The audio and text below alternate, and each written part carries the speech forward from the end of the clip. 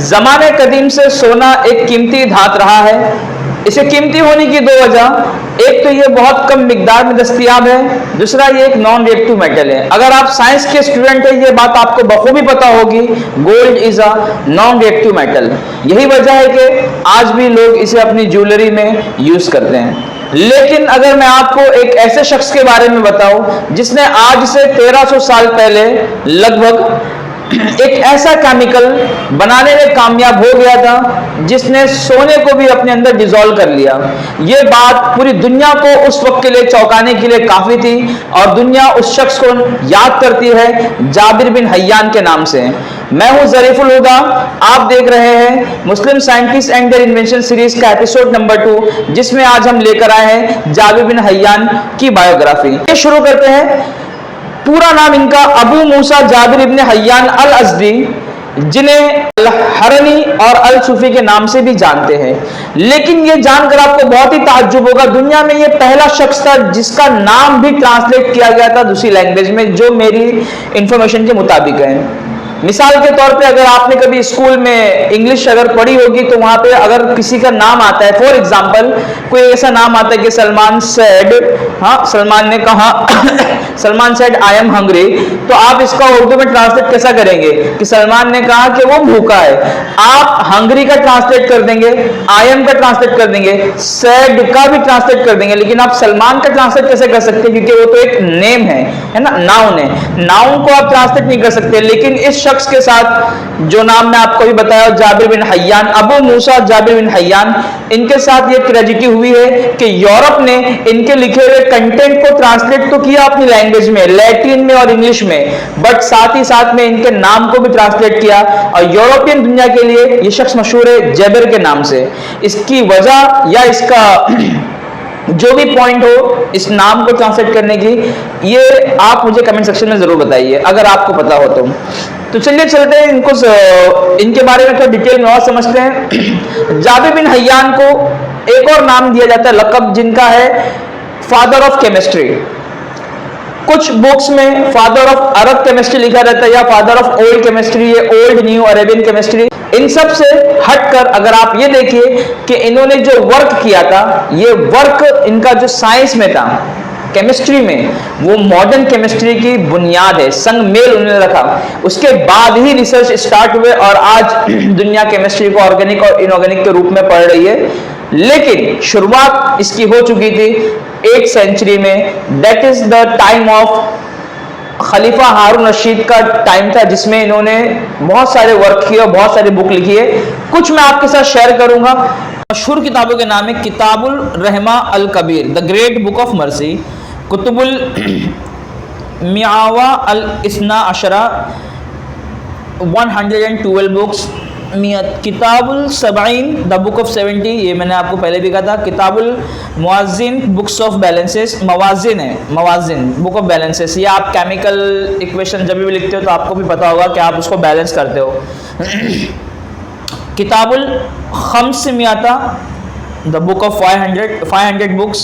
Many of these books were translated into Latin in the Middle Age. Among his other significant books were Kitabul Zuhra, Book of Venus, on the noble art of alchemy.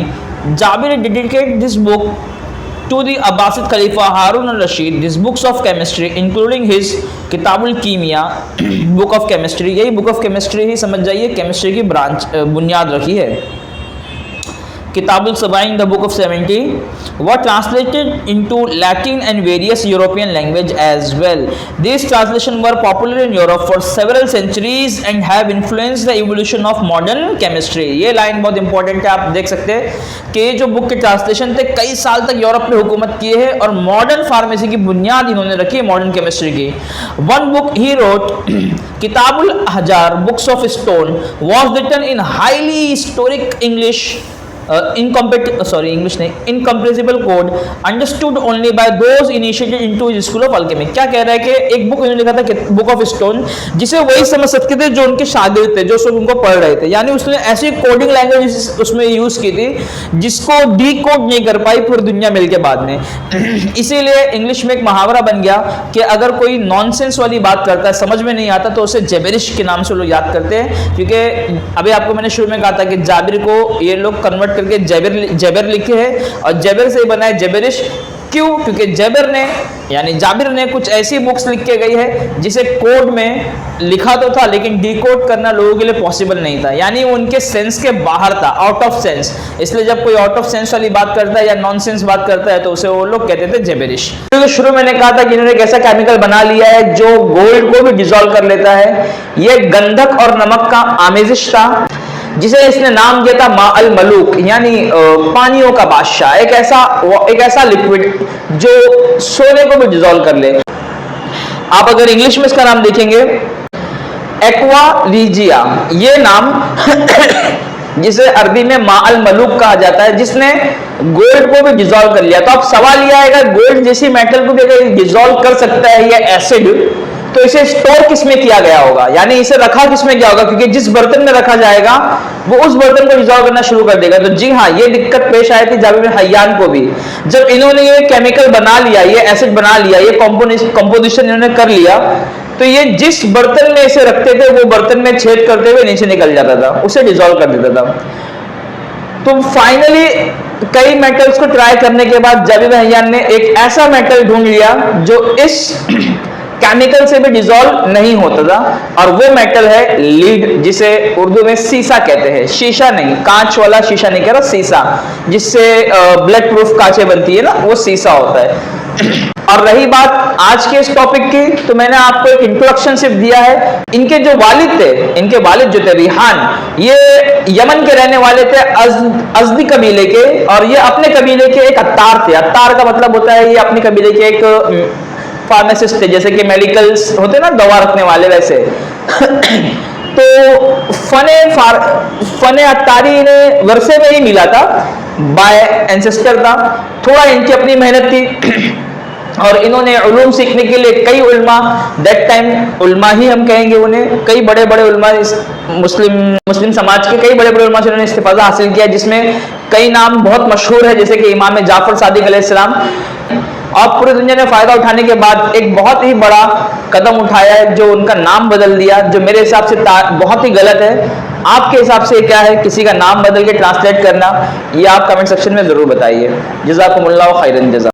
ये बात आपको मैंने start में भी कहा था कि आपको मैं एक साइट दिखा दूंगा, ये NCBI साइट है, NIH, ये आप देख सकते हैं यहाँ पर, नेशनल लाइब्रेरी ऑफ मेडिसिन। इस पे रिसर्च पेपर पब्लिश हुआ है जिससे मैं कोट किया था अब तक। मैंने आपको मैं इसके जो फेमस वर्क है वो दिखाने जा रहा हूँ, और ये इनका एक इमेजिनरी फोटो है, ये कोई रियल नहीं है, बस एक माना गया है कि ऐसा है, ठीक है। Jabir is credited with the introduction of experimental methodology into alchemy and the invention of the several chemical process used in modern chemistry। आप पढ़ सकते हैं यहाँ पर कि जाबिर ने बहुत सारे केमिकल प्रोसेस के इन्वेंशंस किए, बनाए, जो आज भी मॉडर्न केमिस्ट्री में यूज हो रहे हैं, जिसमें से एक सब्लिमेशन मैंने आपको जस्ट थोड़ा सा पहले बता के गया था। These includes crystallisation, calcination, sublimation and evaporation. एक तो मैंने आपको डिटेल में बताया था, बाकी यहाँ पे 3 प्रोसेस और है। इवेपोरेशन है, कैल्सिनेशन है, क्रिस्टलाइजेशन है। जो बच्चा केमिस्ट्री का होगा उसको बातें और ज्यादा समझ में आएगी। द सिंथेसिस ऑफ एसिड, हाँ, एसिड बनाने का सबसे ज्यादा काम जो था, इन्होंने गोल्ड तक को पिघला दिया था। मैंने आपको बताया था, उसका नाम इन्होंने रखा था एक्वा रीजिया, हाँ। और वो उस टाइम के लिए एक बहुत ही बड़ा एक्सपेरिमेंट है, यानी पूरी दुनिया के लिए। Jabir suggested 3 categories for the natural elements, spirits which vaporise on heating, metals like gold, silver, lead, iron and copper, and stone that can be converted to powder. This nomenclature could represent the beginning of more recent classification of element, यानी आप समझ सकते हो कि classification of element भी इन्होंने करना शुरू कर दिया था 18th सेंचुरी के अंदर, 8th सेंचुरी के अंदर, sorry. Although ancient alchemy was concerned with the preparation of precious metals, Jabir dedicated his work to the development of basic chemicals methods using experimentation and study of the chemical reactions and their principles, thus paving the road of the transforming chemistry from the realm of myths and legends to a scientist discipline। जो चीजें पहले myth थी उसे हकीकत में बदलने का काम जाबिर ने किया। एक्नॉलेजमेंट के नीचे रेफरेंसेस है, यहाँ पर आप देख सकते हैं बहुत सारी जर्नल के यहाँ पे नाम है। चलिए कंटिन्यू करते हैं। तो यहाँ पे आप चाहो तो इसको विकिपीडिया से भी पढ़ सकते हो, लेकिन मसला ये आएगा कि आप क्यों पढ़ेंगे, तो इसलिए मैंने ये वीडियो के शुरू में कहा कि आपको एक ऐसे शख्स के बारे में बताने जा रहा हूं मैं जिसने 8th सेंचुरी में वो काम किया है जो आज 18th सेंचुरी, 19th सेंचुरी और अभी हमारी जो 21st सेंचुरी चल रही है अब जाकर पॉसिबल लोगों को लग रहा है। यानी विदाउट टेक्नोलॉजी के ये सब रिसर्च उस वक्त हुए थे जो कि बेसिक्स और फाउंडेशन से आज के मॉडर्न केमिस्ट्री के। लेकिन आपको एक बात बता चलूं, जाबिर बिन हयान सिर्फ केमिस्ट्री में ही माहिर नहीं थे, ये फिजिक्स में, एस्ट्रोलॉजी, कॉस्मोलॉजी और दुनिया के कई मुख्तलिफ उलूम में माहिर थे। आप विकिपीडिया में इनके बारे में और डिटेल में पढ़ सकते हैं, कुछ मैं आपको यहाँ पे दिखा देता हूँ, आप देख सकते हैं। अच्छा, यहाँ पे आपके सामने एक पैसेज आया कि the sulphur mercury theory of metals.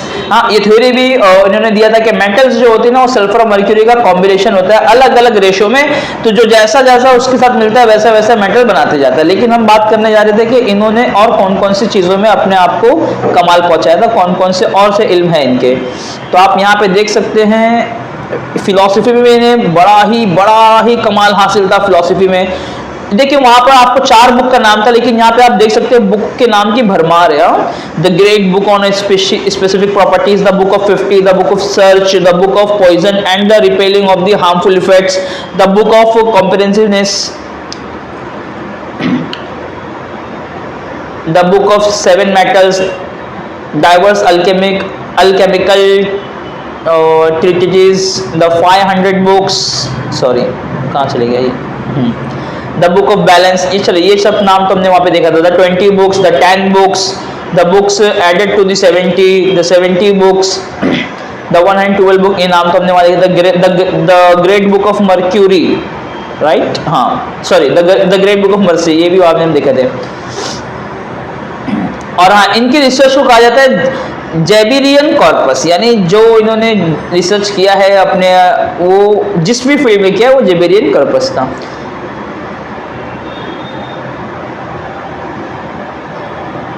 मैं आपको इसमें दिखाना चाह रहा था कि इनको और कौन से उलूम में महारत हासिल थी। ये देखिए इनका पूरा नाम है अबू मूसा जाबिर इब्न हयान, और भी इनके कई लक़ब थे। वहाँ पे हमने सूफी अज़दी पढ़ा था, यहाँ पे कोफी भी है, अल-तूसी भी है। अब यहाँ पे आप देख सकते हैं कि he deal with alchemy and chemistry, magic and शियती रिलीजियस फिलोसफी। देखो ये एक धर्म गुरु भी थे हिसाब से आप बोल, मतलब मौलवी, आप सब सोच नहीं सकते कि मौलवी ने क्या क्या करके रख दिया है। He has the wide range of topics ranging from the cosmology, astronomy and astrology, over medicine, pharmacology, zoology and botany to metaphysics, logic and grammar। ये आप देख सकते हैं 1 2 3 4 5 6 7 8 9 10 11 12 करीब 12 फील्ड 12 चीजों 12 जगहों पे इन्होंने अपनी महारत इस्तेमाल की है और अपना लोहा मनवा के लिया है। तो उम्मीद है कि आपको ये वीडियो बहुत ही अच्छा लगा होगा या आपके इल्म में थोड़ा बहुत तो इजाफा हुआ होगा। अगर आपको ऐसा लगता है तो आप इसको दूसरे तक शेयर करिए, दूसरे बच्चों को भी बताइए। और ये देखिए हमारा वर्सा है, ये हमारी खोई हुई चीज़ है, ये हमें ही लोगों तक पहुँचानी है, तो इस काम में हमारी मदद भी करें। जज़ाकुमुल्लाहु खैरन जज़ा। अल्लाह हाफिज़।